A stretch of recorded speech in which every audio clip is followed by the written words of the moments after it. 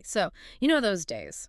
The rain starts, maybe unexpectedly, and suddenly all your outdoor plans are just Oh, gone. oh, absolutely. Happens all the time. Right. And today we're going to dive into what you can actually do with that sudden indoor time. Because it's easy to feel like, ugh, rainy day.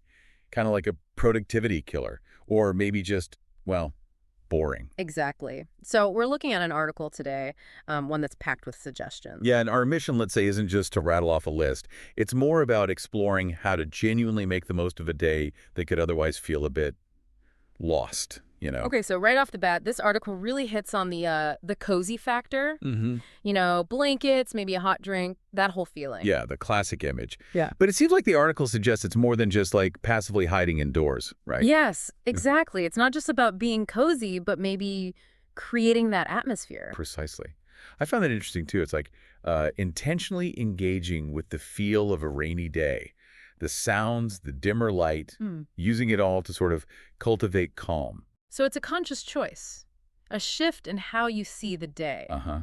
Instead of fighting it, leaning into it. Then it kind of shifts gears into more active ideas, which I thought was good. Right, not just relaxation. Yeah, it talks Yeah. about maybe finally picking up that hobby you keep putting off or getting lost in a book, stuff we often want to do. But never quite find the time for. Yeah. It's almost like the rain gives you permission. Unexpected permission, maybe. Permission. That's a great way to put it.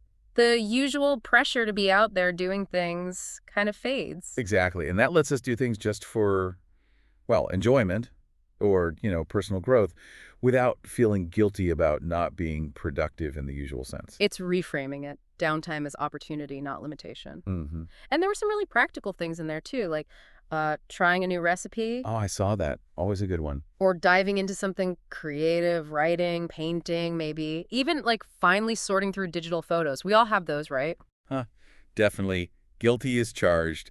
It's like the rain carves out this little unexpected pocket of time. Yeah, that unexpected part feels key. It lets you pivot. It does. It's a chance to explore different parts of yourself, your interests, the things that get pushed aside by the daily grind. Makes you wonder, doesn't it? How often do we really give ourselves that kind of unstructured creative time otherwise? Not often enough, probably. The article also mentioned the social angle, Oh, yeah. Like what? suggesting things like indoor games or maybe a movie marathon with, whoever you live with. Ah, okay. Connecting with people indoors. Yeah, it's a reminder that a rainy day can actually be a good excuse for that, for connection in a more, I don't know, relaxed way. That's a nice point.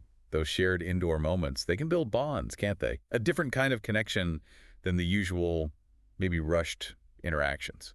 It's like a shared experience shaped by the day itself. So if we kind of pull it all together, Mm-hmm. it feels like the big message from this article is that a rainy day isn't just something to endure. Right. It's not a write-off. It's more like a unique chance to slow down, definitely embrace the cozy, but also maybe find or rediscover something you enjoy. Exactly. It's all about shifting perspective, really. Seeing the value in that pause, that unexpected downtime. Okay, so wrapping up then. The main takeaway seems clear. Rainy days. They can genuinely be opportunities in disguise. Uh-huh. Hidden potential? Whether it's, finally reading that book on the shelf, trying that recipe you saved ages ago, or getting your paints out, there's real potential there for enjoyment and maybe even some, let's call it cozy productivity. Absolutely.